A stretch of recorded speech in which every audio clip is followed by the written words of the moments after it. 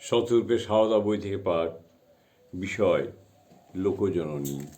প্রব্রাজিকা বেদান্তপানা। পরবর্তী অংশ।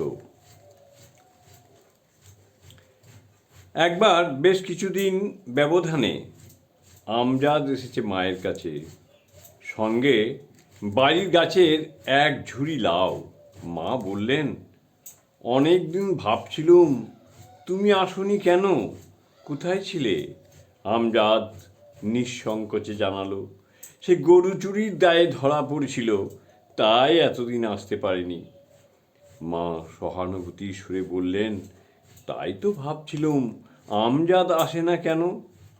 মায়ের স্নেহ পেলেও আমজাদ চুরি ডাকাতি কখনো ছাড়েনি।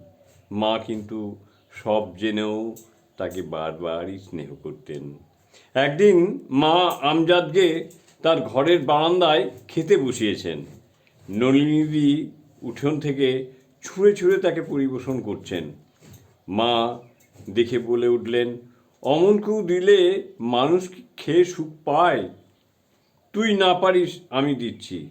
খাওয়া শেষ হলে মা এঁটো জায়গা নিজেই ধুয়ে দিলেন। ননিদি বললেন, তোমার জাত গেল। সঙ্গে সঙ্গে মায়ের সেই অপূর্ব উত্তর, আমার শরৎ স্বামী সারদানন্দ যেমন ছেলে, এই আমজাদ তেমন ছেলে। জয় মা।